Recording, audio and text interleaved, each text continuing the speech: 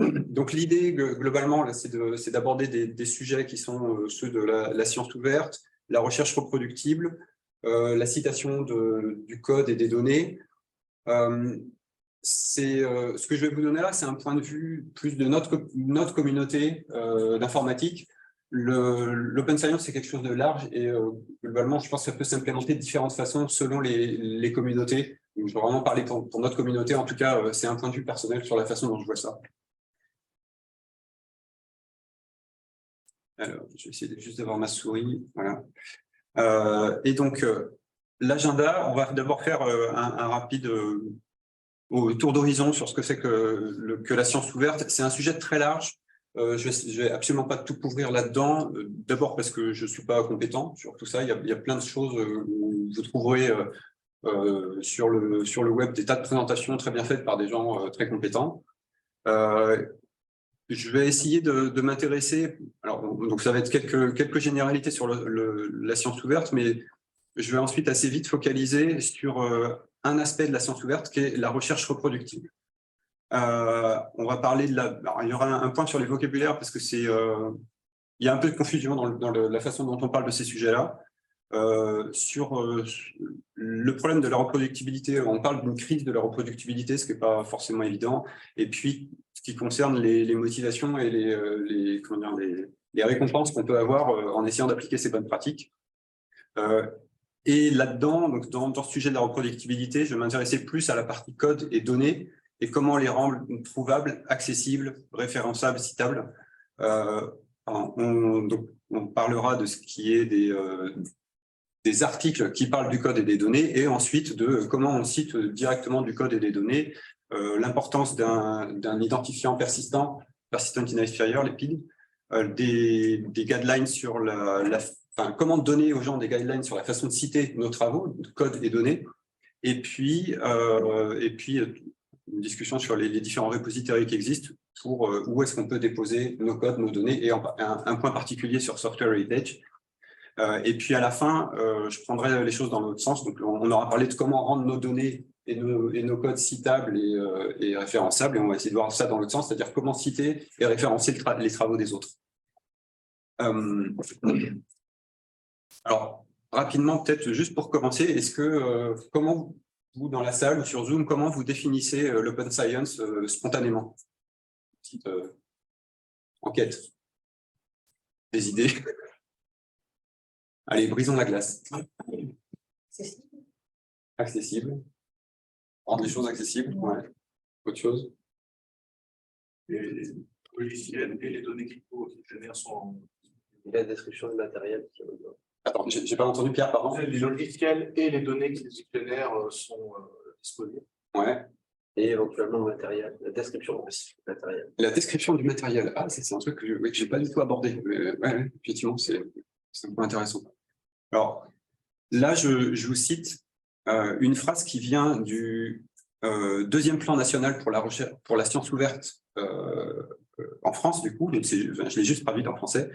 En anglais, c'est donc l'accès, c'était quoi, unhindered, sans entrave, au partage des résultats, méthodes et produits de la recherche scientifique, et c'est basé en particulier sur l'accès ouvert aux publications et autant que possible aux données, aux codes sources et aux méthodes scientifiques. Donc, en d'autres mots, les articles, les données et le code doivent être accessibles publiquement sous des licences ouvertes. Et on doit faire en sorte que ces artefacts, ces produits de la recherche soient trouvables, accessibles, référençables, etc., réutilisables. Oui, exactement. Et du coup, quand on dit ces mots-clés, on arrive vite à l'idée de fairness. Vous connaissez donc le fait que les données doivent être findable, accessible, interoperable, reusable. Dans le cas de le faire, c'est vraiment appliqué aux données spécifiquement. Quand on parle plus largement de tous les artefacts qui peuvent être produits dans le monde de la recherche, ça peut être un tout petit peu réducteur. C'est pour ça que je vais élargir un petit peu, mais en tout cas, le mouvement de fairness s'inscrit complètement dans le mouvement de la science ouverte. Une autre façon de le présenter, c'est celui-là. Ça, c'est un diagramme qui vient de Software Heritage, qui décrit vraiment les 3 piliers de la science ouverte comme étant l'accès ouvert au code source, l'accès ouvert aux publications et l'accès ouvert aux données de la recherche. Vous voyez qu'ici, ce n'est pas optionnel dans la phrase qui vient du plan national pour la recherche. Là, c'est « as much as possible to data ». À mon avis, c'est même en trop. Enfin, c'est pas autant que possible. C'est les données et les codes sources doivent être accessibles. En tout cas, tant qu'il n'y a pas de problème de droit, de secret industriel qui s'y attache, évidemment. Mais sorti de bonnes raisons comme celle-là, tout devrait être ouvert. En gros, c'est ça l'idée. Je pense que c'est ce qui est derrière le as much as possible. Alors, oui, c'est peut-être ça, ouais. Ok, d'accord. Et puis, et donc pour continuer sur le as much as possible, on retrouve aussi cette phrase aussi qui est as open as possible, as closed as necessary. Donc en gros, ouvrez les choses autant que vous pouvez, mais laissez fermer les choses uniquement pour respecter des problèmes de contrat, peut-être, de secret industriel. Mais en tout cas, ça c'est vraiment on fait une ouverture par défaut, c'est comme ça qu'on va le dire. Et puis, ouvrir aussitôt que possible. Ça, c'est quelque chose d'intéressant. En fait, on envisage souvent la publication du code et des données au moment où on publie un article. En fait, on peut se dire que c'est même encouragé d'ailleurs que l'ouverture du code des données peut se faire avant même la publication d'un article. Et à la limite, à partir du moment où on a publié les données, les codes et qu'on y attache une licence, on dit ce qu'on a le droit de faire ou de ne pas faire, etc. Et du coup, ça ne veut pas dire qu'on va vous voler les choses. Alors, sauf s'il y a vraiment des trucs très précis dans vos données et que vous vous dites « ouais, mais j'aimerais bien être le premier à trouver ce truc dans mes données », à ce moment-là, vous pouvez mettre les données sous embargo. Enfin, il y a différents mécanismes qui existent comme ça. Et du coup, alors, donc ça c'est que le mouvement de la science ouverte encourage à faire, mais pourquoi concrètement, quels sont les bénéfices qu'on peut attendre de ça? Donc il y a plusieurs aspects. Le premier, il est donc d'encourager la reproductibilité de la recherche, qui est un point fondamental de la méthode scientifique en général, c'est-à-dire être capable de vérifier les résultats qui ont été publiés dans un article. Pour ça, il faut être capable de reproduire l'ensemble de l'expérience. On dit non-reproducible research is not science. Donc l'idée, c'est que si on publie des articles et que ce qui est dedans n'est pas vérifiable par qui que ce soit d'autre, c'est pas de la science. C'est vraiment, c'est peut-être quelque chose qu'on a un peu oublié et auquel on ne fait pas forcément toujours attention parce qu'on suppose qu'on nous croit sur parole, mais ça devrait faire partie de nos réflexes en fait. Deuxième chose, rendre la connaissance scientifique accessible à tout le monde, quel que soit l'endroit où on se trouve dans le monde, les institutions, les moyens scientifiques de cette institution. Bon, voilà, une chose assez classique, mais ça va mieux en le disant. Encourager la collaboration entre les chercheurs à travers les disciplines, à travers les institutions, à travers les pays. Un effet de ça peut être d'accroître la créativité dans le monde de la recherche à travers on va dire, cette intelligence collective qui est générée par la collaboration, accélérer la découverte et l'innovation, et puis, dernier point, accroître la confiance du public dans les résultats de la science, en rendant les résultats plus accessibles à tout un chacun, à la société civile. Alors, pour être honnête, je n'ai pas vu d'études qui démontrent ça, qui démontrent l'effet de tous ces effets-là. C'est des choses qu'on peut clairement espérer. Alors, les deux premiers, rendre la recherche plus reproductive, en tout cas, oui, on se doute que si on rend les données et le code disponibles, forcément qu'on va améliorer la reproductibilité. Ça ne veut pas dire que c'est suffisant, mais c'est le minimum, on va dire. Rendre la connaissance scientifique accessible à tout le monde, là, du coup, c'est une évidence, puisqu'on ouvre largement toutes les publications de données et codes. Après, pour les autres points, on peut avoir confiance et se dire oui, il y a des bonnes chances que ça encourage la collaboration entre chercheurs, que ça crée de la créativité, etc. Mais pour autant, je n'ai pas vu de choses qui l'attesteraient de façon formelle, des études qui seraient très, très claires là-dessus, même si on peut avoir confiance. En particulier, le dernier point, ça c'est une remarque perso, mais dans l'ère dans laquelle on est, qui est celle de la post-vérité, on a remarqué à certains événements dans le monde que finalement la parole des scientifiques n'a pas forcément beaucoup plus de poids que la parole de mon boulanger, et que est-ce que vraiment ça peut, cette démarche elle peut accroître cette confiance du public dans la science? Bon, je sais pas, ça reste encore à prouver à mon sens. Ça s'oppose quand même à la recherche industrielle. Parce que moi, je connais pas mal de monde dans l'industrie. Donc, en particulier, je travaille avec un mec qui est chercheur et qui bosse chez Apple. On lui a interdit de lire des articles, pas être influencé, pas que ce qu'il produit soit attaquable au niveau des brevets, etc. Et le discours interne, c'est aussi que ça influence trop, qu'il y a une déclaration originale et que donc il ne faut pas trop regarder. C'est très là, qu'est-ce que je te raconte? Ouais. Tu te rappelles aussi de Samsung chez Microsoft, c'est à qui on disait tu ne publies pas, tu ne lis pas, tu n'es pas influençable. Ouais, j'ai du mal à être convaincu. En fait, je vois l'aspect juridique, mais on peut pas dire que tu vas être plus créatif en lisant pas le travail des autres. Non, mais ils ont le droit de regarder ce qui se fait, mais pas de lire le détail. Je sais pas, ça me semble difficile à défendre comme point de vue, mais bon, peut-être. Peut-être qu'il faut changer. Nous, avec Fabien, c'était en 2005 qu'on a entendu ça. Oui, enfin, je ne sais pas si Microsoft est l'exemple. Oui, mais bon. Ben là, il y a un mec d'Apple, c'est cette année là, qui m'a dit ça. Il a dit j'ai plus le droit d'aller au pont, j'ai plus le droit d'écrire, j'ai plus le droit de lire. Mais pour aller dans le sens de Franck, après, c'est aussi un problème de méthode. C'est-à-dire que quand nos doctorants font leur état de l'art, c'est justement pour savoir ce qui a déjà été fait et être encore plus innovant. Mais c'est une faire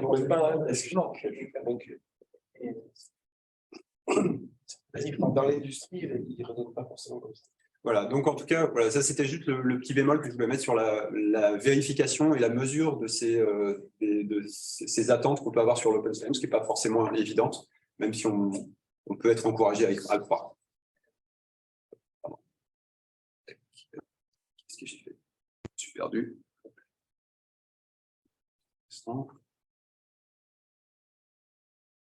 Alors, j'ai un problème de... Est-ce que je retrouve ma souris un instant?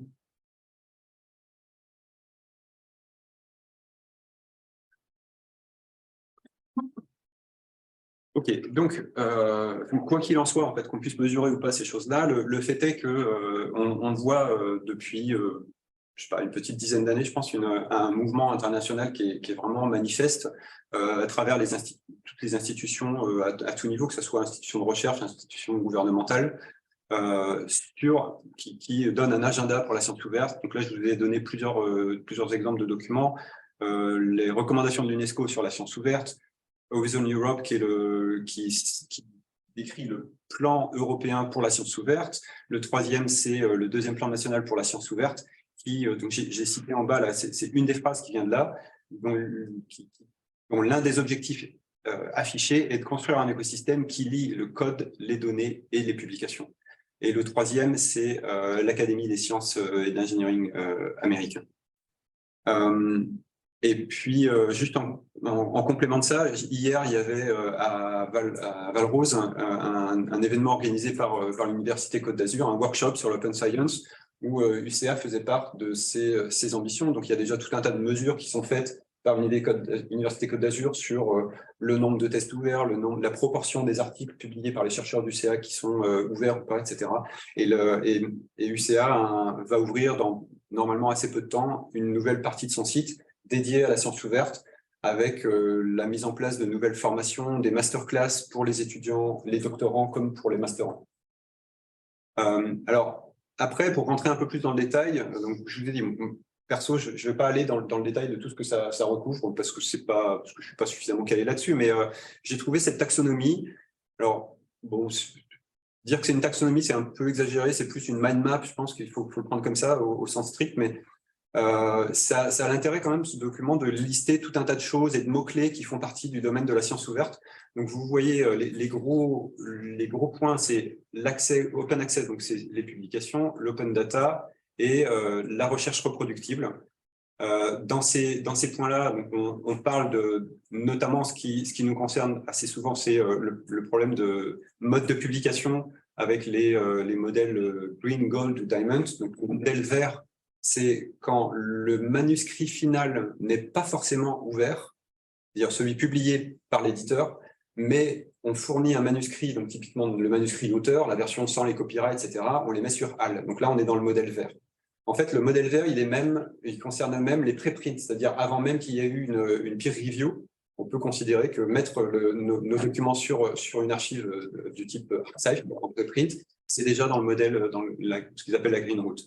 Le gold, c'est quand le manuscrit final publié est en accès ouvert. Et là, en fait, généralement, les frais de publication sont à la charge de l'auteur. Donc là, c'est dans les conférences ou les journaux, vous payez des frais supplémentaires pour que ça soit en accès ouvert. Et c'est plutôt pas encouragé. En tout cas, il y a côté INRIA, il y a une recommandation claire pour ne pas payer pour la publication en accès ouvert, étant donné que, en ce qui nous concerne, de toute façon, on a obligation de déposer nos manuscrits version auteur sur Hive.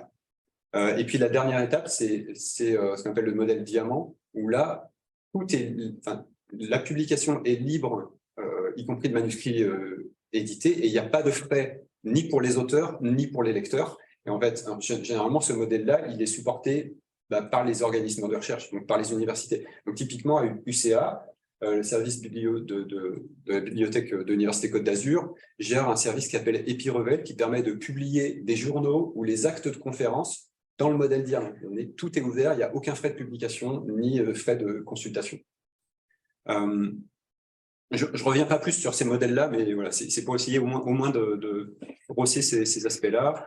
On a un deuxième item là, qui est sur l'open data, avec les différents types de choses qui sont concernées. Il y a différents standards sur l'open data. Il y a les journaux d'open data qu'on appelle plus les data papers, qui ne sont pas tous ouverts d'ailleurs. L'aspect donc recherche reproductive, ça c'est quelque chose sur lequel je vais revenir nettement plus dans la suite. Dans cette taxonomie, il y a une chose qui me semble assez importante aussi, c'est ça, l'évaluation de la science ouverte. Et en fait, on se rend compte que la partie évaluation de la recherche, c'est un des éléments fondamentaux pour essayer de guider les pratiques vers la science ouverte. L'idée, donc ça va vers plusieurs choses. Donc la notion de peer review ouverte. Donc, vous avez peut-être déjà eu le cas quand vous faites des reviews pour des journaux ou des conférences, on peut vous demander si vous voulez que votre revue soit ouverte. Et donc, dans ce cas-là, elle est publiée et elle peut être nominative. Donc, il y a votre nom associé à la revue. Je pense que c'est une très bonne pratique qui a plein d'avantages, et en particulier, on a tous vécu le cas d'un reviewer qui, pour une raison qu'on ne maîtrise pas bien, nous a un peu... nous a fait une revue très négative, ou parce qu'on n'a pas cité son papier, etc. Enfin, tout côté très subjectif, voire qu'il y a des motivations très contestables, mais en fait, en revue ouverte, c'est impossible, puisque votre revue est publique, il y a votre nom, donc si vous vous êtes acharné sur quelque chose où vous n'avez aucune raison de le faire, ça ne marche pas. Donc, je pense que ça a des bonnes vertus. Et une autre vertu, c'est aussi le fait d'être crédité pour ce travail, parce qu'en fait, dans le workshop d'hier, je crois que le chiffre, c'était 90% des revues, des reviews, je veux dire, sont faites par moins de 20% des chercheurs. Et donc, on peut supposer que les chercheurs qui contribuent beaucoup au travail de revue des articles des autres, ils aient une certaine forme de reconnaissance, et la revue ouverte, c'est le seul moyen de tracer ça.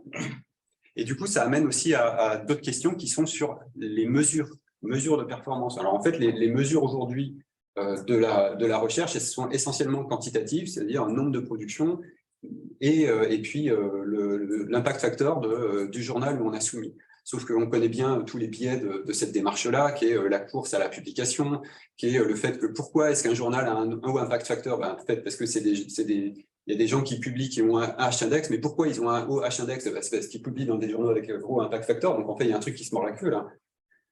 Et ces choses-là, ça peut être... l'idée, c'est de sortir de ces métriques-là pour aller vers des métriques plus qualitatives, avec tout ce que ça comporte comme subjectivité. C'est pas du tout simple, hein, mais il y a des gens qui travaillent sur ce qu'on appelle les métriques alternatives, qui travaillent dans le monde de la bibliométrie, à essayer de trouver une nouvelle façon de mesurer la science. Et aussi, si on considère que les codes, les données sont publiés au même titre que des articles et sont citables, à ce moment-là, on peut aussi commencer à la comptabiliser et à rentrer ça dans l'évaluation qu'on fait des chercheurs. Donc, c'est des pratiques, je pense, qui sont vertueuses, on va dire. Est-ce que j'avais d'autres choses à vous dire là-dessus? Je vous laisserai regarder la suite des items qui est sur cette phrase-là, sur cette diapo plutôt. Et donc maintenant, je vais faire plus un point sur l'aspect reproductibilité. Donc quand on parle de reproductibilité, on dit le fait qu'un travail publié dans un article doit être reproductible au sens vérifiable, on doit pouvoir reproduire les mêmes résultats à partir de l'article. Et en fait, on parle aussi beaucoup d'une crise de la reproductibilité. Alors, il y a pas mal de gens qui en parlent. Pour être honnête, j'ai vu des gens qui disent, des papiers qui disent oui, ça existe, ça se mesure, et puis d'autres qui disent en fait non, si on regarde d'autres mesures, en fait, ça n'existe pas vraiment. Donc, personnellement, je n'ai pas une opinion claire sur le fait qu'il y ait une crise ou pas de la reproductibilité. Mais en tout cas, c'est un sujet important et qu'on doit garder à l'esprit quand on fait des publications. Alors, je vais commencer par un point de vocabulaire parce que quand on parle de reproductibilité, vous allez voir plusieurs termes. On parle de répéter, répliquer, reproduire, réutiliser. Et c'est des termes qui ont une définition qui n'est pas toujours la même selon les sources. Et on a parfois même des définitions qui sont complètement inversées. Donc c'est le cas. Donc là, je vais vous donner une interprétation de ces termes-là. C'est celle que je vous donne est l'opposé de celle de ACM, par exemple, qui utilise notamment répliquer et reproduire. Chez ACM, c'est exactement l'opposé. Donc, méfiez-vous juste, ayez ça à l'esprit, allez vérifier les définitions des termes avant d'être sûr de ce que ça veut dire. En tout cas, en bas, je vous donne une étude là, sur ce problème de spécifiquement sur la terminologie. Ils ont fait une étude de qui utilise quel terme pour dire quoi.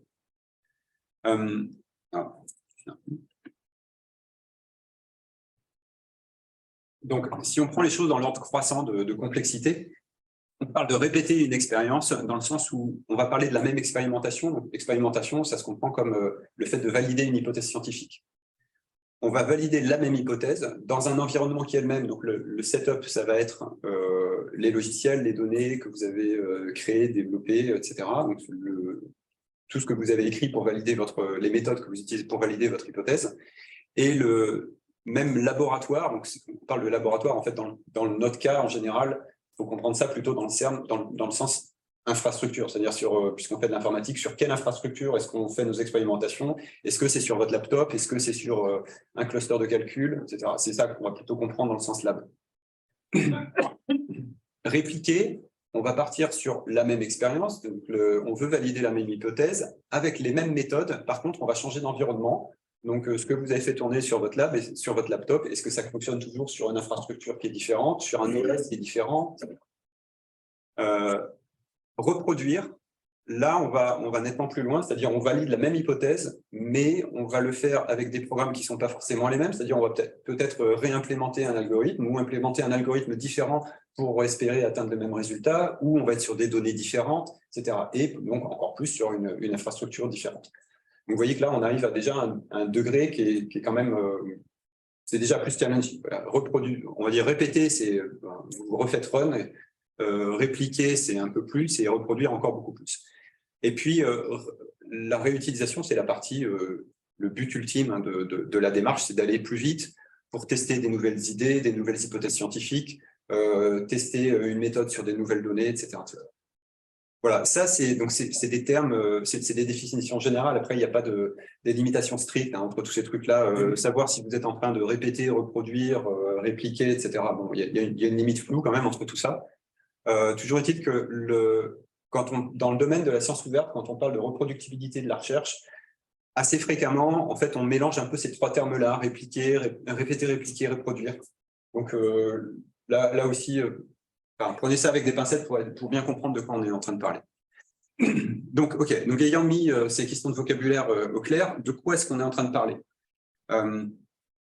Le problème, il est que vous êtes peut-être déjà retrouvé dans cette situation d'un pauvre doctorant ou d'une pauvre doctorant qui essaye péniblement de reproduire les résultats d'un article, mais qui n'y arrive pas, parce que tout simplement, les données et ou le code ne sont pas fournis. Et en fait, le problème de ne pas avoir ni les données ni le code, c'est que dans un article scientifique, ce que vous publiez, ça omet tout un tas de choses. Ça omet des détails importants sur l'architecture que vous avez utilisée, soit pour concevoir votre appli, soit pour exécuter votre expérience.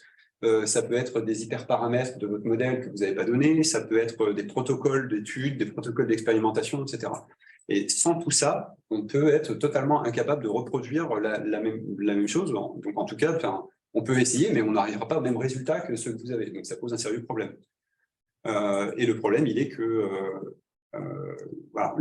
Un autre problème, ça peut être que votre méthode, on essaie de la réutiliser, mais avec d'autres données, par exemple, et on n'obtient pas du tout les mêmes résultats. Du coup, si vous n'avez pas accès aux données qui ont été utilisées pour l'expérience de base, vous ne pouvez pas voir ce qui diffère entre vos données et celles de l'expérience, et du coup détecter s'il y a une bonne raison, ou si c'est parce que la méthode qui était publiée a des défauts, etc., ou parce que vous sortez du périmètre, peut-être que, enfin voilà, il y a un périmètre d'application qui n'a pas été suffisamment bien circonscrit, etc.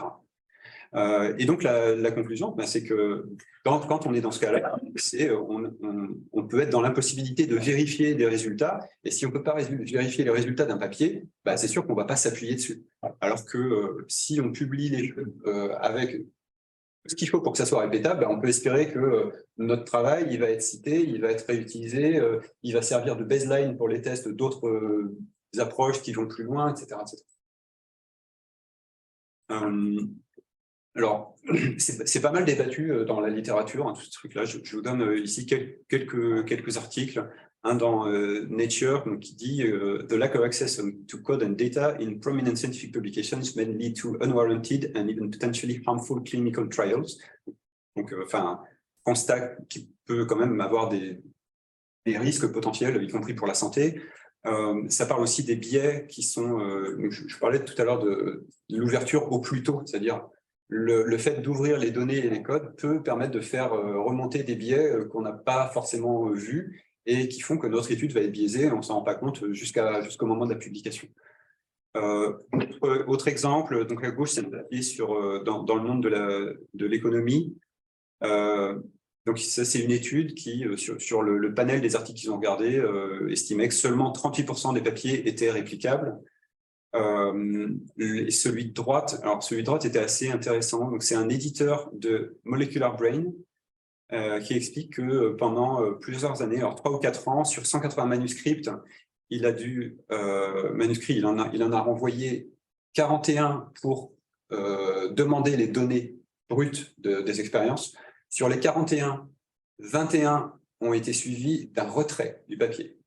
Donc les gens n'ont même pas essayé d'aller plus loin, ils ont juste retiré leur papier, c'est parce qu'on leur a demandé les données, ce qui est super inquiétant. Quel domaine c'était ? C'est le biomédical. Et sur les 19 autres, ou sur les 20 autres, 19 ont été rejetés. Une fois que des données ont été partiellement fournies. Donc c'est super inquiétant. Et en fait, pour moi, le plus inquiétant, c'est ce retrait là, déjà d'emblée de la moitié des papiers. Et ça peut laisser entendre qu'il y a des problèmes de fraude, c'est-à-dire de résultats truqués. Ouais, de données qui ne sont pas distribuées. Alors oui, mais dans ce cas-là, tu le dis en fait. Dans ce cas-là, si les données ont un aspect privé ou critique, dans ce cas-là, le papier doit le dire. Tu vois, mais sinon, s'il ne le dit pas, c'est légitime de demander les données brutes, quoi. Et donc, The Economist a fait une étude sur ce problème de fraude. Alors, il y a...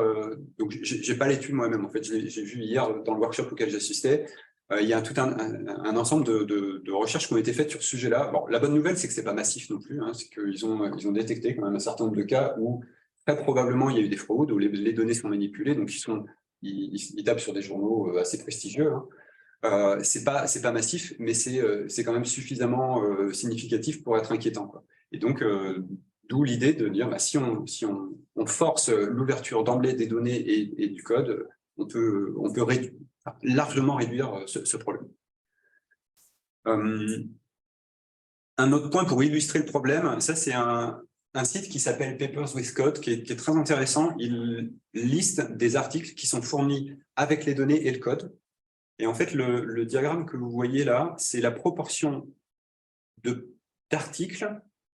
Donc, c'est sur 3 ans, entre 2018 et 2022, c'est la proportion d'articles qui sont fournis avec au moins une implémentation.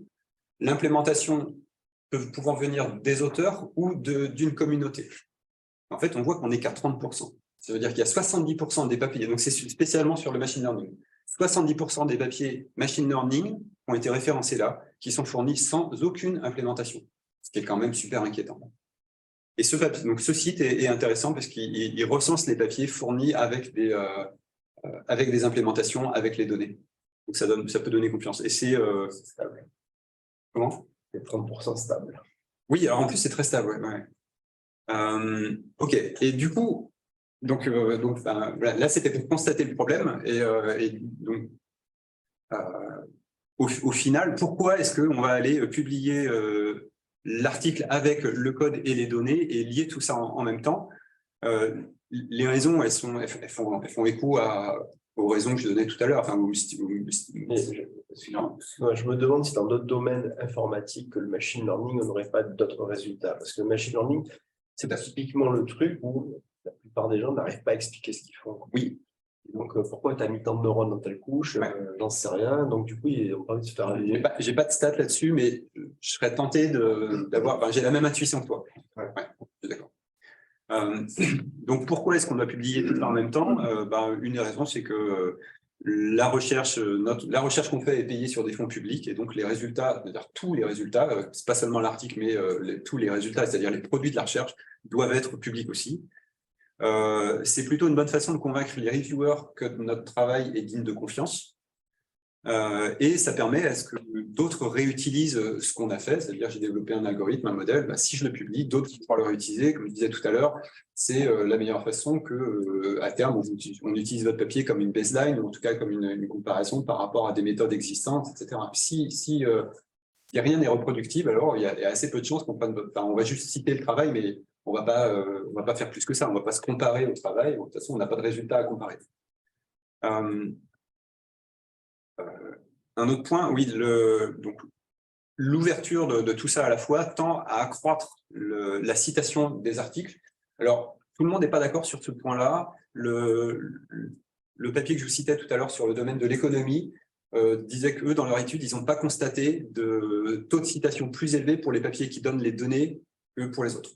Le papier que je vous cite en bas, là, lui mentionne clairement une différence. Il estime qu'il y a un taux de citation supérieur de 25% pour les articles qui fournissent les données, c'est uniquement les données là, et ils ont une base de comparaison qui est 21 000 articles dans PLOS et presque 32 000 dans BMC. C'est pas ridicule. Après, on peut se dire 25%, c'est pas forcément beaucoup. Ça peut être aussi c'est aussi une démarche individuelle de notre côté de nous dire les choses qui sont, les articles que je vois qui sont peut-être intéressants, mais dont j'ai aucune preuve parce que j'ai pas de données, pas de code, en fait, je les cite pas. Si j'ai le choix, je les cite pas. Et c'est une façon d'amplifier le mouvement, on va dire. Je sais pas si si c'est vraiment faisable, mais. Et puis, dernier point, ça c'est une considération personnelle, mais à mon sens, ouvrir les codes et les données, ça augmente mécaniquement la qualité. L'idée, c'est que si vous avez développé un notebook pour faire une expérimentation et puis vous avez le résultat, ça marche, votre notebook, vous n'allez peut-être pas le mettre comme ça direct sur GitHub pour qu'il soit visible. Vous allez un petit peu le commenter, ajouter des explications, vous allez le rendre peut-être un peu plus raisonnable. Si c'est du code, vous allez le rendre un peu plus joli parce que c'est plus un TP sur un coin de table, c'est quelque chose qu'on publie. Donc, on n'a plus besoin de publier quelque chose de correct. Et les données, c'est pareil. En fait, on publie... On ne devrait pas publier des données brutes sans explication. On doit fournir des clés d'interprétation de la donnée. Donc, comment les données sont architecturées, comment les comprendre, qu'est-ce qu'elles veulent dire, c'est quoi les échelles, etc. Et tout ça, ça ne peut qu'améliorer la qualité, en ce sens. OK, alors du coup, faire tout ça, c'est bien joli, mais ça a un coût. Ce que je disais là, c'est-à-dire rendre notre code, nos données et tous les autres artefacts suffisamment propre et correct pour être publiable, c'est pas gratuit. Donc, quelles sont les motivations et quelles récompenses on peut en retirer? La pérennité aussi. La pérennité, c'est-à-dire Fabien m'a envoyé un mail sur des gens qui voulaient tester un wiki qu'on n'avait plus maintenu depuis 2010. Sur la page, je cherche Google, je tombe sur la page Edelweiss, la page Acacia. Il me dit la page n'est pas à jour, cliquez sur Edelweiss, j'ai une note found, j'ai un lien vers le serveur de test, note found, j'ai un lien vers l'inforgerie note found. Tu vois, je n'ai même plus retrouvé mon propre code.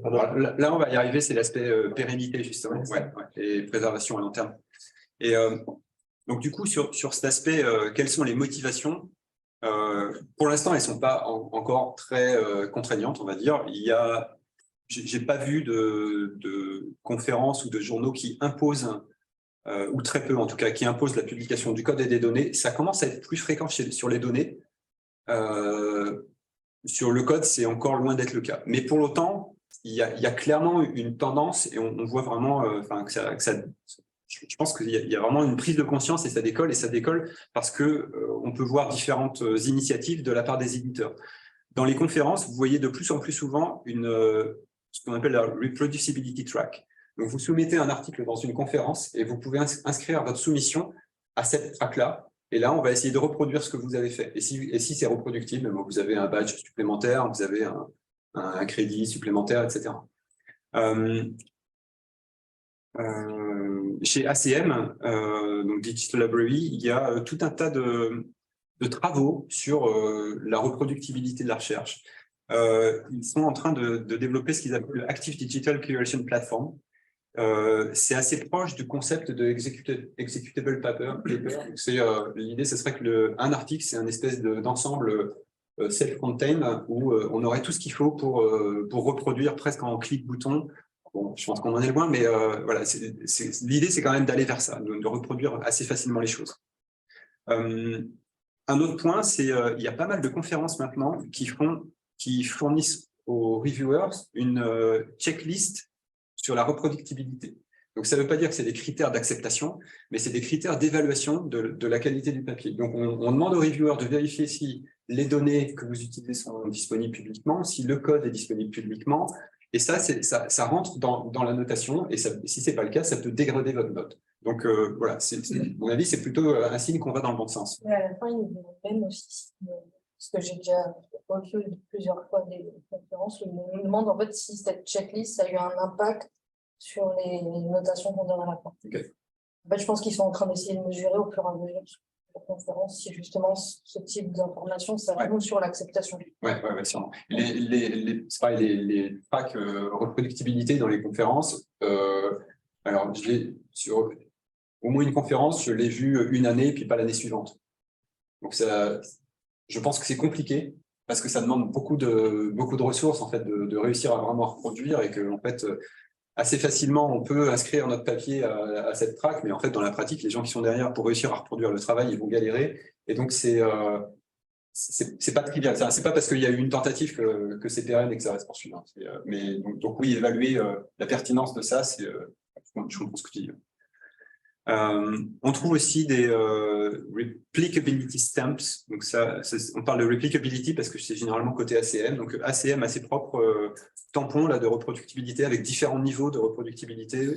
Il y a aussi le replicabilitystamp.org qui est un site qui donne ce tampon là si votre papier est considéré comme réplicable. Je ne suis pas allé vérifier les conditions de qui est reproduit, etc.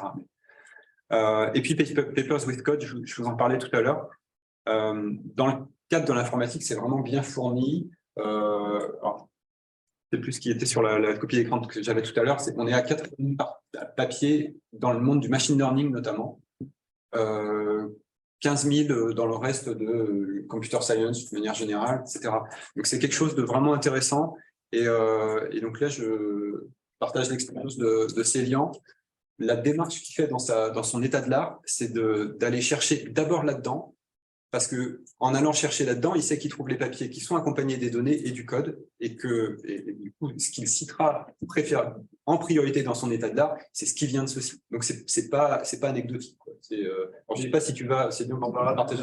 Mais c'est un effet aussi brouhaha. C'est-à-dire qu'on a accès à plein de choses d'un coup, mais on mélange dans le même sac des préprints. Ouais. Du coup, des papiers qui ont été reviewés et publiés chez les éditeurs. Et ça crée à la fois une ouverture, à la fois l'impression d'être perdu sous la masse, puisque on n'a pas des clés de benchmark pour chacun des papiers qui sont cités dans Papers with Code. Ok, d'accord. Ouais, ça a ses limitations. Ouais. Moi, j'ai récupéré 2000 papiers là-dessus. Là-dessus, j'ai seulement 120 papiers qui sont benchmarkés. Donc, avec les résultats qui ont été extraits, on ne sait pas comment non plus. Ouais. Ouais, tu n'as pas forcément de visibilité sur la façon dont les benchmarks sont récupérés. C'est ça, j'ai l'impression que c'est à la fois automatique. J'ai l'impression que c'est automatique aussi. Alors, créer des benchmarks sur des pipelines automatiques aussi, ça crée aussi du bruit. Ah, voilà. Oui, donc clairement, c'est assez limitation, mais je pense que ça reste une initiative qui va dans le bon sens là aussi.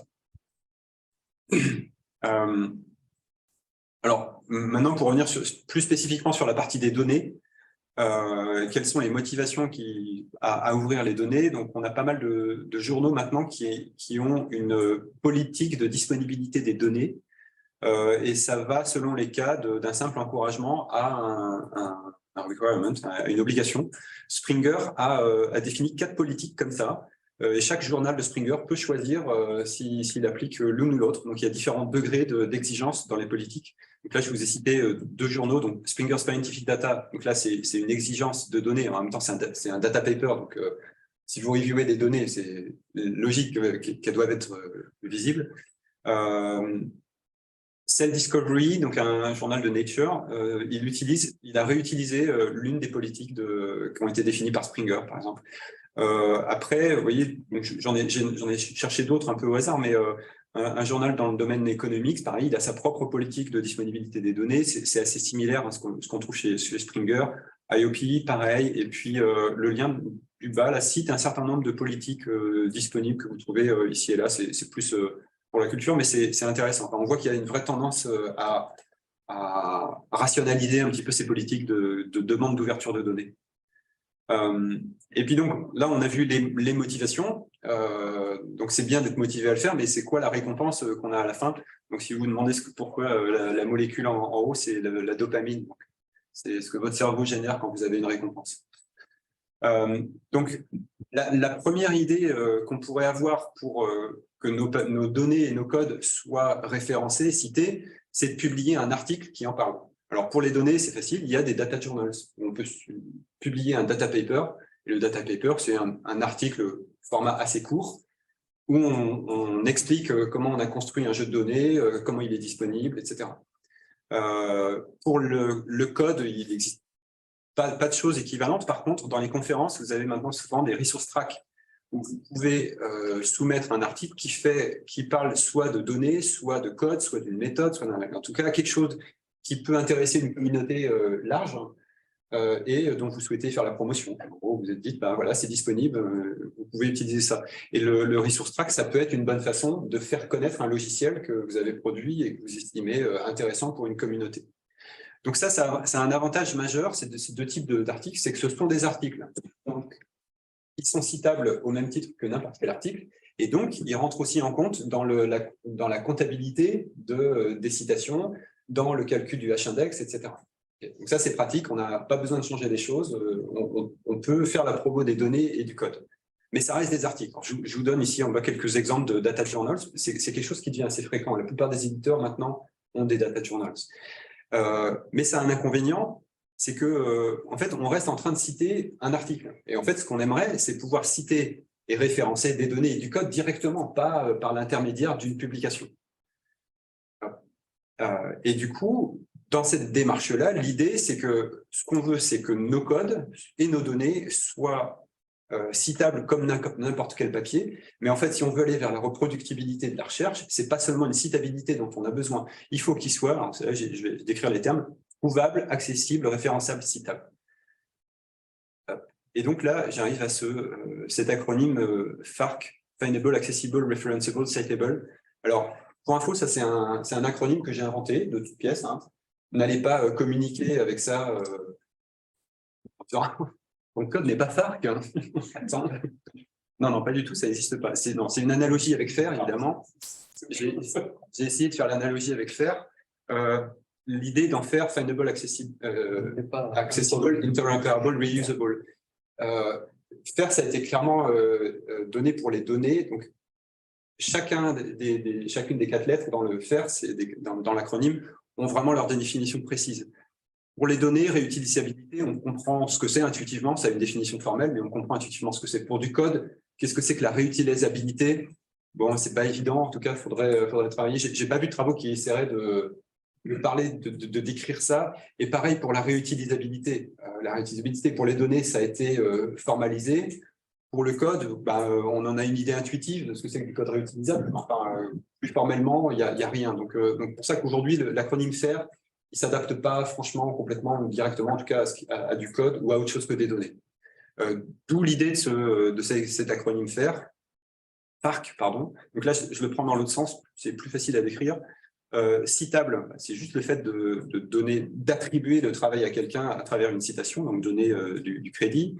Référençable, c'est un peu plus précis que le fait d'être citable. Référençable, ça contient l'idée d'être capable de référencer une version spécifique de votre code, un commit particulier, pas juste une release, etc. Voilà, c'est vraiment pointé, pas seulement sur le logiciel, mais sur sa version dans son histoire du développement. Accessible, ça fait, là pour le coup, on revient à peu près à la même définition que dans FAIR, c'est le fait que les données et les codes soient accessibles sur des dépôts qui sont sustainable, qui sont durables, qui appliquent une vraie politique de mise à disposition dans le long terme. Et puis l'aspect trouvable, découvrable, peut-être en français, ça fait vraiment référence à tout ce qui est les métadonnées qu'on associe à la ressource, que ce soit du données du code. Il s'agit d'avoir des données suffisamment riches des métadonnées suffisamment riches pour qu'on puisse les découvrir à travers des portails, à travers des outils de recherche divers. Donc on parle en métadonnées, on parle évidemment de tout ce qui est titre, auteur et publication, les dates de première publication, date d'édition, de révision, version, licence, provenance, etc. Et en particulier du persistent identifier. Et en fait, cette idée du persistent identifier, c'est quelque chose qui revient beaucoup parce que c'est finalement quelque chose de très central dans toute cette démarche. D'où cette petite blague, PID is all you need. Ceux qui font du NLP, vous allez comprendre la blague. Donc c'est un peu une blague, mais l'idée, c'est que ce persistent identifier, c'est quelque chose qui va vous permettre de repérer, de nommer votre ressource tout au long de son cycle. Donc ça permet de la nommer de façon non ambiguë, de la citer, vous allez pouvoir citer ça vraiment dans la citation que vous mettez dans un article, de référencer une version spécifique et d'associer toutes les métadonnées à cette ressource. Alors, il y a différents systèmes d'identifiants persistants ou pérennes.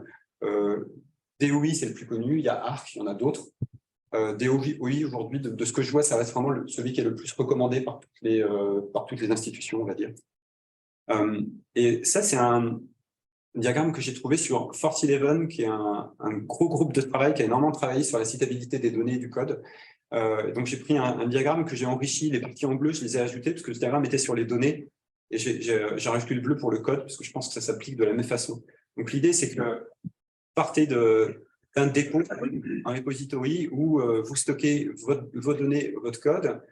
Quelque part, vous avez une landing page qui est générée à partir de métadonnées. Les métadonnées peuvent être dans un dépôt différent. Cette landing page, elle fait référence aux données elles-mêmes, donc elle donne des liens pour télécharger les données ou le code. Et puis, cette landing page, on peut aussi l'annoter. L'annoter au sens ajouter des données de markup. Donc, ceux qui connaissent schema.org, par exemple, qui est le vocabulaire qui est utilisé, qui est le plus recommandé pour annoter les pages web et les rendre compréhensibles, notamment par les moteurs de recherche, mais pas que. Et en fait, si vous faites ça, vous avez des moteurs de recherche qui vont être plus capables de comprendre un peu plus de quoi de quoi vous parlez. Donc, vous pourrez les trouver plus facilement. Et c'est aussi utilisé par les outils de génération de citations pour générer des citations. Donc, à partir du moment où les données sont suffisamment bien exprimées en mode machine understandable, dans la page web, on sait générer automatiquement la citation. Alors, du coup, pour continuer, donc si je reprends mon acronyme FARC, là, si je reprends celui le plus à droite, Citable, la première chose à laquelle la chose la plus simple qu'on pourrait faire pour rendre les choses citables, données au code, c'est d'ajouter des guidelines, on dit quoi en français, des recommandations de citation de vos codes et vos données. Donc ça, c'est un exemple c'est un dépôt GitHub dans lequel j'ai rajouté, vous voyez, cette section Cite this work. Donc c'est un dépôt sur un jeu de données et je dis, ben voilà comment je voudrais que les données soient citées. Ça ne m'empêche pas de faire référence à un article. Donc en bas, j'ai un article. qui décrit, qui était le premier qu'on a soumis sur quand est-ce qu'on a publié ce dataset, pourquoi on l'a fait, comment on l'a construit, etc. Mais il n'empêche que ça, c'est une version d'origine. Et si je veux qu'on cite une version précise de mon dataset et qu'on la référence parce que c'est celui-là qui a été utilisé pour faire des expérimentations dans un autre papier, bah alors c'est plutôt le DOI qui est donné qu'il va falloir utiliser parce que l'article ne donne pas cette subtilité-là, cette version. Donc ça, c'est la première chose. Vous pouvez faire ça, donc vous le mettez à la racine de votre dépôt, que ce soit GitHub ou ailleurs. Hein. C'est bien, mais c'est juste fait pour des humains. Et donc, c'est assez limité. Donc, ce qu'on aimerait, c'est de pouvoir faire la même chose, mais de donner des guidelines de citation pour qu'ils soient manipulables automatiquement. Et donc, il y a un format pour ça qui s'appelle CFF, Citation File Format, qui permet de donner exactement la même chose, mais dans un format standardisé. Donc, je vous donne le lien vers le site qui vous permet de faire ça. Aujourd'hui, c'est pas anecdotique, hein, c'est déjà supporté par plusieurs services. Alors je vous donne l'exemple directement. Donc, vous avez un formulaire qui vous permet de remplir toutes les données sur votre jeu de données ou votre code ou n'importe quel autre artefact. Vous mettez les auteurs avec leur ORCID, vous mettez vous pointez vers un entrepôt qui contient la version spécifique de votre code, etc. Et une fois que vous avez fait ça vous génère un fichier YAML, vous mettez à la racine de votre dépôt. Et une fois que ça c'est fait, ben, si vous allez sur GitHub, par exemple, GitHub va ajouter automatiquement ce bouton, la Cite this repository, et en fait, il va le faire exactement en fonction de ce que j'ai donné ici. Donc, il va construire les règles de citation ici, vous pouvez l'avoir en API ici, en BibTeX, et vous pourrez réutiliser ça directement pour le citer. Pareil pour Zenodo, par exemple, si vous allez sur Zenodo, s'il existe ce fichier citation.cff à la racine, Zenodo va se baser là-dessus pour donner la forme de citation de votre source. C'est une chose toute simple, mais ça rend déjà les choses citables, ce qui est, mine de rien, c'est pas rien. Là, la date 2202 décembre 16. Ouais, je suis très en avance. J'ai une petite question. Ouais. C'est une question bête, mais comment tu peux suivre les citations de ton papier grâce à ça? Il y a une indexation qui se fait sur les papiers avant. Ça, c'est un autre problème. Ouais. Ça, c'est un autre problème. Mais ça c'est en fait, c'est la partie qui n'est pas encore en place. Là, je parlais des motivations et des récompenses. Les motivations, on en a. Les récompenses, on en est encore loin parce que justement, le framework de citation, il est encore aujourd'hui complètement focalisé sur les articles. Et les articles et les cross-références entre les articles. Et si tu vas sur OpenAlex ou Crossref, aujourd'hui, ils ne font pas de traçabilité de la citation de données ou de code. On peut espérer qu'à l'avenir, ce sera le cas, mais on ne peut que l'espérer. Il y a pas pour l'instant, il n'y a pas d'obligation et ce n'est pas fait. Alors, il y a des initiatives qui commencent à essayer de le faire, mais c'est loin d'être généralisé. Donc, il y a une partie un peu de foi là-dedans. J'ai foi dans le fait que ça va finir par émerger, mais la récompense, je ne vais pas l'avoir forcément là tout de suite. Donc, c'est ça qui est compliqué. Hein. C'est un peu le problème de l'œuf et de la poule. Quoi. Ouais. Après, ce que je me demande, c'est est-ce qu'en soi, un repository, même si équipé d'un README, équivaut à un discours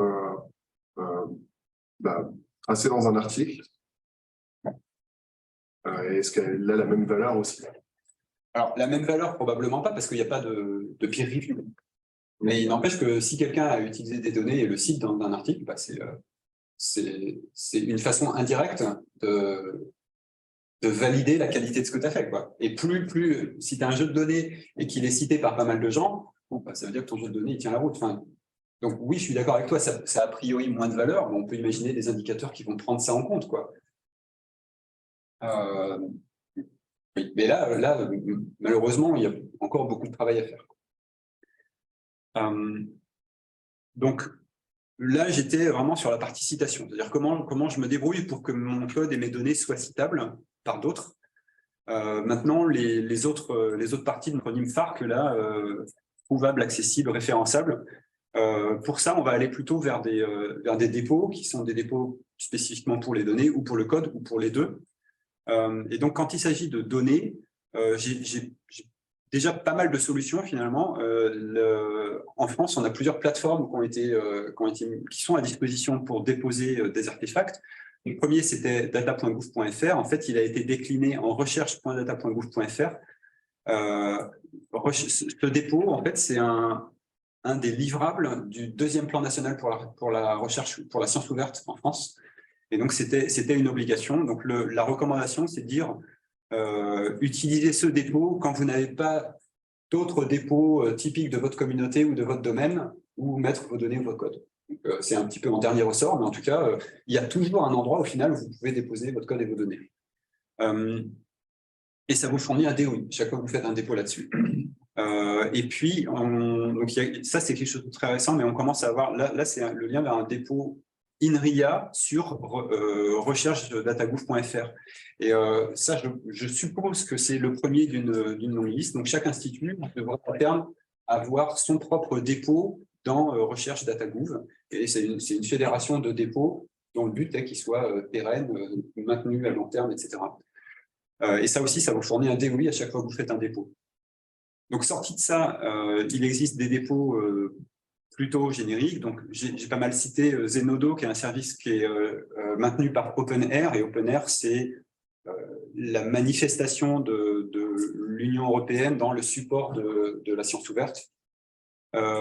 Et pareil, Zenodo vous fournit un DOI à chaque fois que vous faites un dépôt. Et vous pouvez faire un dépôt de n'importe quoi, d'ailleurs, un document, du code, des données, ça accepte tout. Figshare, c'est pas que pour les figures ou les diapos.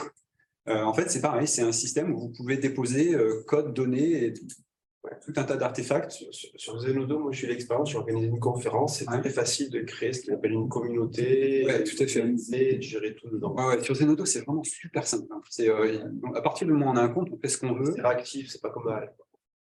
C'est réactif et en plus, Zenodo te fournit un formulaire avec tout un tas de données qu'il faut essayer de remplir au maximum, qui sont les métadonnées. Et c'est ça qui fait que plus vous renseignez les métadonnées, plus vos données sont, plus vos formulaires sont découvrables, etc. Il y a énormément de pré-remplis quand tu publies plusieurs trucs dans la même communauté. Ouais, probablement. Je le sais parce que c'est moi qui ai publié tous les articles. Donc en fait, quand tu as mis un autre, dès que tu mets le nom de la compte, il remplit tout. Je trouve que c'est bien optimisé. Ouais, moi, je suis assez utilisateur. Enfin, en Wimix, on a déposé pas mal de trucs sur Zenodo et ça marche vraiment bien. Figshare, c'est un autre assez proche finalement. La différence, c'est que c'est géré par Digital Science, qui est une société de Springer Nature. Donc, ça veut dire que ce n'est pas un acteur public. Donc, on peut avoir une réticence. Donc, à choisir entre les deux pour le service équivalent, j'irais plutôt vers Zenodo. Pour info, Internet Archive, c'est aussi quelque chose sur lequel vous pouvez déposer n'importe quoi. Ce n'est pas juste quelque chose qui fait que archiver le web. Et en fait, vous pouvez déposer à la demande n'importe quoi, une archive, etc. Et vous obtenez, alors là, ce n'est pas un DOI, c'est un ARC, mais c'est aussi un identifiant persistant. Après, ça, c'était des dépôts génériques, en fait. Et vous avez aussi des dépôts orientés par communauté. Donc là, selon les communautés de recherche, vous allez pouvoir trouver des dépôts spécialisés. Il y a notamment tout un tas de solutions qui sont basées sur des solutions de données ouvertes basées sur des portails qui sont connus. Donc, c'est des trucs généralement open source. CICAN, Open Data Soft, Dataverse, vraiment pour la partie stockage massif. CICAN, je ne sais pas si vous connaissez, mais par exemple, si vous allez sur opendata-niscodazure.org, ça, c'est une solution CICAN. En fait, CICAN, c'est un framework que vous pouvez utiliser. Donc, il y en a des centaines. En gros, toutes les villes de France ont leur portail Open Data. 1 sur 2, c'est du CICAN.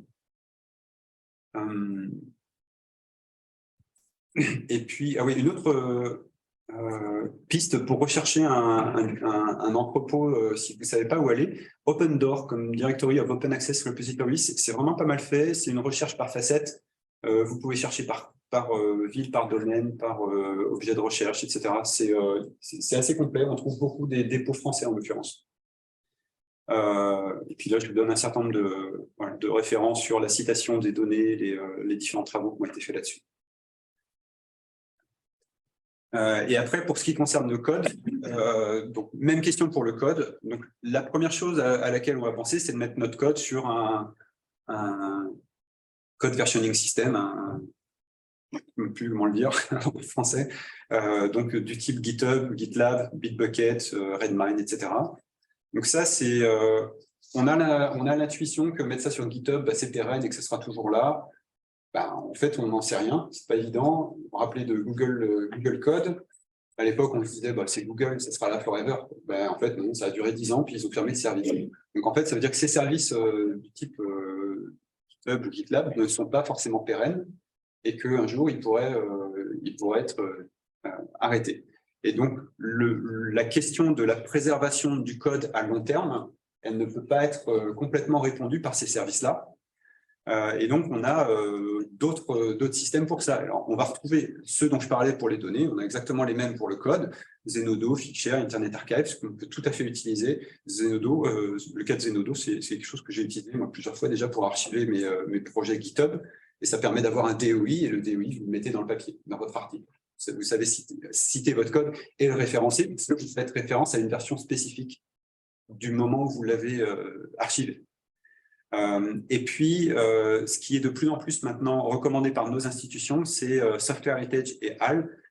Et donc, je vais m'intéresser plus spécifiquement à ces deux-là maintenant. Juste un mot avant, pour parler du lien entre GitHub et Zenodo et Figshare. Vous pouvez configurer votre GitHub pour faire un dépôt automatiquement sur Zenodo. C'est très facile à faire. En fait, il suffit juste de joindre les deux comptes. Donc, depuis, alors, je ne sais plus si c'était sur GitHub, vous faire une connexion à Zenodo ou vice-versa. Ça doit être plutôt sur Zenodo. Vous connectez avec vos ID GitHub. Et ensuite, vous pouvez configurer un projet GitHub pour dire à chaque fois que je fais une nouvelle release, ce sera automatiquement archivé sur Zenodo. Donc, chaque release de votre projet GitHub est envoyé à Zenodo comme une archive. C'est l'archive, c'est une image de cet instant-là du code, donc dans cette version, et vous avez un nouveau DOI pour chacun. Il régénère un nouveau DOI pour même si tu fais des updates, tu fais des updates. Alors, le nouveau DOI, c'est uniquement au dépôt, et le dépôt se fait uniquement à la release. D'accord. Sur chaque release. Sur Figshare, tu as un peu plus de flexibilité. Il me semble que tu peux faire un dépôt à chaque changement, mais j'ai un doute là-dessus, ce sera à revérifier. Je vous ai donné le lien. C'est-à-dire que les datasets qu'on a pris, si tant qu'on ne fait pas de major release, il n'y a pas de nouveau DOI. Le dataset, après, ça dépend comment tu le déposes. S'il est sur GitHub et que tu le déposes après sur Zenodo, en fait, c'est toi, la release, tu peux la faire en version mineure. Tu fais toujours une release pour. Il ne va pas changer le DOI, l'ancien DOI que tu as publié. Il va pas faire un nouveau DOI à chaque fois que tu fais un commit. C'est ça, voilà. Uniquement vraiment l'action GitHub de faire un nouveau dépôt. Une release GitHub. Là, ça crée un nouveau dépôt. Je suis désolé, je ne peux pas le dire. Voilà, et donc je vais arriver maintenant plus à la partie qui est recommandée par nos institutions, qui sera Software Heritage et HAL. Alors, est-ce que peut-être juste un petit sondage, qui connaît déjà Software Heritage? Ah oui, on n'est pas à la moitié. Qui a déjà utilisé, concrètement, faire des dépôts sur Software Heritage? Sur HAL, tu veux dire? Oui. C'est fait sans le savoir. 3, 4. C'est un truc sur le GitHub. Alors, on peut l'avoir fait sans le savoir, effectivement, je vais y revenir. Alors, Software Heritage, donc là, ce que je vous ai mis, c'est la mission de Software Heritage, donc collecter, préserver, partager tout le logiciel publiquement disponible avec toute son histoire, toute son histoire de développement, en fait, tout l'historique du développement sous forme de code source. Le Software Heritage, c'est né en 2016, c'est sous l'impulsion d'INRIA. C'est une initiative INRIA qui a été assez vite soutenue par l'UNESCO. Et en fait, aujourd'hui, il y a tout un programme de sponsors dans Software Heritage et c'est soutenu par des sponsors publics et privés, nombreux. Alors, parmi les privés, j'ai noté Microsoft, Huawei, Intel, GitHub, Google, pas des moindres. Donc, c'est quelque chose on peut se dire qu'on est parti pour de la vraie préservation à long terme, parce qu'il y a derrière beaucoup d'acteurs publics qui affichent une intention claire. Donc, on ne peut jamais savoir si dans 50 ans, ce sera toujours là, mais l'idée, c'est d'avoir une vraie préservation à long terme. Ça, c'est pour vous donner une idée de la volumétrie. J'ai pris quelques snapshots là, de ce qui est sur le site. Je l'ai pris il y a quelques jours. On est à 14 milliards de fichiers sources, 3 milliards de commits, 223 millions de projets. C'est des choses de gigantesques, honnêtement. Et en fait, alors, juste avant d'arriver à la façon dont on dépose, je vous ai parlé tout à l'heure de l'importance des identifiants persistants. Software Heritage a proposé un nouveau format d'identifiant persistant. Donc, ça ne se base pas sur DOI, c'est un autre identifiant qui s'appelle les suites, comme Software Heritage Identifier. Et les suites, en fait, ça a plusieurs avantages. Alors, ça ne dépend pas d'un système de redirection existant comme ARC ou comme DOI. C'est un truc indépendant, donc en fait, on peut supposer que ça peut être supporté par n'importe quel... Enfin, si le système actuel change, les suites ne vont pas changer et on pourra toujours résoudre un suite existant. Ça permet de référencer n'importe quel moment dans l'historique du développement du code. Et ça, c'est quelque chose d'important parce que vous voyez Zenodo, par exemple, je vous disais, GitHub vers Zenodo, c'est uniquement sur la release. Avec Suite, vous pouvez référencer n'importe quel commit de l'histoire de votre développement. Et puis, la granularité est très fine. On peut référencer un dépôt dans son ensemble jusqu'à une ligne de code unique dans un commit en particulier. Donc, ça va vraiment au plus fin grain possible. Et donc, ça crée des... Oui, donc on a un système de déréférencement qui est avec l'URL que je vous donne là. Si vous mettez le suite qui suit cette URL-là, vous allez directement sur le dépôt, mais avec cette idée que ça ne dépend pas d'un système de déréférencement. Donc demain, ça pourrait être un autre système de déréférencement. Les suites restent les mêmes. Il y a L'un des intérêts du suite et de cette granularité, c'est par exemple, s'il y a un moment dans un papier, vous avez besoin de référencer une fonction particulière à un endroit, méthode, vous pouvez pointer citer très exactement cette méthode. Donc, Software Heritage moissonne automatiquement tout un tas de dépôts. Vous avez la liste ici. C'est ça qui explique qu'ils aient autant qu'ils sont à, je sais plus combien, 14 milliards non, j'étais à combien? Oui, 14 milliards de fichiers. Donc, il y a ce moissonnage, si on dit ça, automatique, et vous pouvez le faire aussi à la demande. Vous allez sur GitHub et vous soumettez l'adresse d'un dépôt. Donc là, je vous ai donné des liens. Enfin, il y a des explications sur GitHub. Vous pouvez l'automatiser avec. Il y a une API sur Software Heritage qui permet d'automatiser avec des hooks GitLab, par exemple, enfin des hooks. Vous pouvez automatiser une sauvegarde sur Software Heritage, etc. Pour revenir à HAL, donc nos institutions nous recommandent d'utiliser l'un ou l'autre ou les deux, ce qui est encore mieux. Et en fait, il y a des travaux qui ont été faits pour faciliter le dépôt dans un sens ou dans l'autre. Donc ça, c'est un diagramme que j'ai pris du document qui est cité en bas à droite, là, qui est fait par les gens de HAL. Donc l'idée, c'est que, vous pouvez ma souris, votre code, il est sur un système de gestion de code, donc un GitLab, un Bitbucket ou autre. Vous allez sur Software Heritage, vous soumettez l'URL de votre dépôt, et il va être automatiquement sauvegardé et automatiquement, on va lui associer un SWID. Donc le SWID, c'est ce genre de choses. Je vais vous donner un exemple après. Et une fois que vous avez ça, vous pouvez ensuite aller sur HAL et soumettre à HAL ce SWID. Et HAL va automatiquement moissonner depuis Software Heritage l'ensemble de votre dépôt. Et donc, en plus du SWID, vous aurez aussi un identifiant HAL. La seule différence, c'est qu'ici, il y a une modération des dépôts. HAL modère quand vous déposez du code pour être sûr qu'on ne dépose pas n'importe quoi. L'autre cas qui est probablement plus anecdotique, c'est dans le cas où vous n'avez pas votre code sur un dépôt du type GitHub ou Bitbucket. Si votre code il est uniquement sur votre machine perso, vous pouvez soumettre à HAL un zip de votre code et HAL va automatiquement, donc il vous donne un ID HAL évidemment, et il va automatiquement le soumettre à Software Heritage qui du coup en retour vous donne un SWID. Bon, je pense que c'est moins fréquent comme cas d'usage pour nous. Et donc le Software Heritage décrit précisément comment faire pour faire un dépôt. Donc, il y a quelques recommandations. Dans les diapos qui suivent, je vous ai décrit toutes les étapes. Je ne vais pas les décrire là maintenant parce que ça sera un peu compliqué, mais je vais vous donner le lien vers les diapos si vous voulez voir à la fin. En gros, vous devez avoir 4 fichiers, un README, un authors, donc qui donne la liste des auteurs et éventuellement leur rôle, la licence, évidemment, très important, et un fichier code méta qu'on génère avec un formulaire qui existe pour générer ça automatiquement de la même façon que celui dont je vous parlais tout à l'heure. Donc là, je ne rentre pas dans les détails. Alors, vous verrez qu'il y a un peu de redondance en fait entre ces 4 fichiers. Il y a des choses qui sont, vous donnez dans le README la liste des auteurs en général, mais vous les redonnez dans le fichier authors, et puis la licence, c'est pareil, et puis dans code méta, vous commencez à répéter ces informations. En fait, dans la pratique, c'est des fichiers qui ne sont pas destinés aux mêmes choses. Donc, ces 3-là, ils sont plutôt destinés à des humains, et le code méta, ça, c'est une initiative qui permet d'échanger de l'information entre dépôts, entre GitHub, entre Figshare, avec Software Heritage, etc. C'est vraiment un truc standardisé pour échanger des informations sur un dépôt. Ils n'utilisent pas encore le datasite dont je vous parlais tout à l'heure, qui permet de donner des recommandations sur la façon de citer code et données. J'en ai parlé avec des gens de Software Heritage et ils regardent ça de près parce que ça pourrait rentrer dans la liste des fichiers redemandés.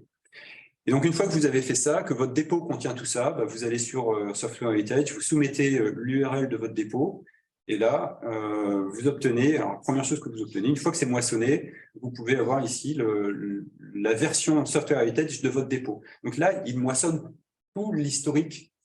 C'est contrairement à Zenodo qui fait un snapshot de votre code à un instant donné, là, vous avez l'ensemble de tous les commits. Et une fois que vous avez ça, vous pouvez ensuite commencer à citer des choses un peu plus spécifiques. Donc là, je suis sur la copie de mon dépôt GitHub sur Software Heritage. Je clique, je sélectionne une version particulière et là, je commence à voir la liste des suites que je peux avoir. Donc ça, c'est le suite de base qui me donne l'ensemble de mon dépôt dans cette version. Je peux rajouter de l'information avec l'origine, où il va rajouter le dépôt d'origine, il va rajouter des choses sur le moment où ça a été moissonné, etc. Et puis, vous pouvez faire la même chose sur du code. Donc là, je suis toujours sur Software Heritage, je sélectionne 4-5 lignes de code et j'obtiens un identifiant, un SWID, qui référence tout ça. Alors là, c'est la version contextualisée, donc c'est un peu verbeux, hein, mais vous pouvez décliquer ça, vous aurez un truc un petit peu plus court. Et donc, c'est ça qui vous permet d'identifier de façon unique ces 5 lignes de code dans l'histoire du développement de ce projet. Donc, c'est vraiment unique, hein, c'est vraiment quelque chose qui peut être très efficace. Je ne rentre pas plus dans le détail là-dessus, et je crois que je traîne trop. Ouais. Donc là, ce que je vous ai expliqué, c'est comment est-ce qu'on fait pour rendre nos données et nos codes citables, référençables, découvrables. J'en ai oublié un. Comment? Findable, accessible, referenceable, citable. Je disais les 4. Et donc, dans l'autre sens, on peut se demander, du coup, comment on essaie de faire l'effort pour les autres. C'est-à-dire, quand on réutilise le code et les données des autres, comment on les cite. Donc, il y a déjà des choses qui existent dans ce domaine-là. Donc, un point d'entrée, c'est DataCite, qui est une communauté qui essaie de fédérer tout un tas d'initiatives qui sont PubMed, Crossref, OpenAlex, etc. Et vous donner des moyens de tracer et de citer l'ensemble de ces choses. Donc, ça moissonne tout un tas de trucs. Tout ce qui est sur Zenodo, par exemple, est déjà dans DataCite. Il y a un DOI Citation Formatter, donc vous pouvez l'utiliser pour vous rentrer je crois que je l'ai, oui, juste après. Vous rentrez un DOI et vous demandez à formater la citation en fonction d'une centaine ou plusieurs types de formats de citation. Il y a aussi un service qu'ils sont en train de mettre en place qui s'appelle Event Data, qui est censé passer les références à vos travaux avec le DOI, mais pas seulement dans la littérature scientifique, mais dans des réseaux sociaux. Par exemple, Twitter, s'il y a un tweet qui mentionne vos travaux, c'est censé le faire. Alors, j'ai essayé, ça marche pas. J'ai essayé avec des trucs qu'on a fait dans Wimix. Je sais qu'on a les tweets qui ont des DOI qui font référence à ça, mais ils ne trouvent rien. Mais il n'empêche qu'à terme, si ça marche, si c'est vraiment déployé, ça peut être quelque chose de vraiment intéressant parce que là aussi, tu vois, la question de traçabilité dans la littérature scientifique, elle n'est déjà pas à jour, mais si on arrive à le faire de ce point de vue-là, ça pourrait être un de ces indicateurs alternatifs. Modulo, tout ce que ça peut avoir de compliqué, oui, mais le bruit médiatique qu'on fait, est-ce que c'est vraiment un reflet de la qualité, etc. Non, un autre sujet. Excusez-moi, Franck, c'est Oui. Mylène, bonjour. Bonjour, Vous parlez des réseaux sociaux Twitter. Est-ce que ResearchGate et Academia rentrent aussi dans cette catégorie ou... J'ai pas compris. Research Guide. ResearchGate ou Academia, tu les Ah, Sur Research les Guide. réseaux sociaux académiques, enfin dits académiques, est-ce que ça rentre là-dedans aussi? Est-ce que c'est Je sais identifié, plus. Je sais plus. Il D'accord, liste un certain nombre de sources. J'ai retenu Twitter parce que c'était le plus évident. Ça, j'ai pas vérifié. d'accord, ok. Ouais, Bon, ça, allez voir. d'accord. Ouais. Et mais d'ailleurs, si vous faites si vous essayez ce truc-là de votre côté, là, ça m'intéresse d'avoir votre retour parce que moi, tout ce que j'ai essayé, ça a été un échec. Ok, très bien, merci. Merci. Donc, voilà, les citations, je vous en parlais. Oui, alors avec des limites, si vous utilisez cet outil pour faire des citations avec Big Tech, si c'est un dataset, ça vous génère une entrée de type miscellaneous. Si vous mettez un logiciel, ça vous donne une entrée de type book. Bon, il y a du travail. Mais pour autant, il y a des moyens de citer du code et des données en LaTeX. Et en fait, dans donc BibTeX et une hybride, il existe BibLaTeX qui est une extension de BibTeX. Et BibLaTeX contient une entrée de type Zenodo, de type dataset. Là, c'est l'exemple de Zenodo où vous pouvez demander sur Zenodo à citer un travail et en fait, il vous le donne en BibTeX. Donc ça, vous pouvez l'utiliser si vous utilisez un BibLaTeX comme librairie. Et ça, c'est un exemple de ce que ça donne. Donc, je l'ai inséré dans un article et j'ai généré et voilà à quoi ça ressemble. Donc, c'est bien listé. Alors, ça doit dire quelque part. Non, là, ça dit pas que ça dit dataset. Non, pas explicitement. Ça, je l'ai essayé dans le cas de... Ça marche bien sur un template LNCS. J'ai essayé sur un ACM double colonne. Là, ça ne marchait pas. Donc, il doit y avoir des conflits entre BibLaTeX et le template. Je n'ai pas essayé sur d'autres templates. Donc, méfiez-vous quand même quand vous ferez l'essai. Et pour les logiciels, en fait, c'est pareil. Alors, ce n'est pas seulement BibLaTeX, c'est une extension, c'est un package qui vient avec BibLaTeX, qui s'appelle Software BibLaTeX. Et lui, il vous fournit plusieurs extensions, Software Revision, Software Module, Software Fragment. Donc, là, je vous ai donné juste le code à insérer au début de votre document LaTeX pour inclure le package. Même retour, pour moi, ça a marché avec des formats LNCS, mais pas le ACM double colonne. Et voilà ce que ça donne. Donc, j'ai fait une entrée avec, donc, qui liste un logiciel avec juste son SWID sans autre chose. Donc, en fait, je liste juste le repository. Voilà comment ça apparaît. Là, j'ai fait la même chose avec un DOI. Là, il me donne le DOI. Et ensuite, j'ai essayé avec le Software Revision. Donc là, on donne en plus la version spécifique. Je donne le SWID qui correspond à mon dépôt dans cette version-là. Alors, ça commence à être un peu verbeux. Vous pouvez enlever l'option Contextual Citation pour avoir quelque chose de moins gros. Parce que quand vous êtes limité en place dans votre article, avoir des citations qui font 3 lignes juste pour le SWID, bon, voilà, ça peut être un problème. Mais en tout cas, voilà, on a moyen de citer, et vous avez la même chose pour citer des lignes de code. Vous pouvez vraiment citer spécifiquement des lignes de la même façon. Donc, LaTeX, on a tout ce qu'il faut maintenant pour citer du code et des données. Et j'arrive au bout. Donc, quelques messages pour terminer. Les généralités que j'ai présentées au début, ça c'est une phrase que j'ai retrouvée hier dans la présentation. Open Science is Science done right. Avec les 3 piliers de la science ouverte qui sont l'accès ouvert aux publications, l'accès ouvert aux données et l'accès ouvert au code source. Donc, pour aller vers la reproductibilité, il faut rendre nos données FARC. Donc, encore une fois, ne communiquez pas là-dessus parce que c'est juste entre nous, mais personne ne vous comprendra. Mais en tout cas, trouvable, accessible, référençable, citable. Le PID, donc l'identifiant pérenne, c'est vraiment le truc qui est au centre de toute cette démarche-là. C'est ce qui vous permet de nommer une ressource, de la citer, de la référencer et d'y attacher des métadonnées. C'est ce que je viens de dire là. Et puis, globalement, si notre objectif, c'est de faire de la recherche reproductible, l'open science, c'est un cadre qui nous donne un ensemble de méthodes qui permet d'arriver à faire ça. Donc, j'ai fini. Je vous donne, donc ça, c'est le lien vers les diapos que je viens de vous présenter. Et en bas, il y a des liens sur le site français ouvrirlascience.fr.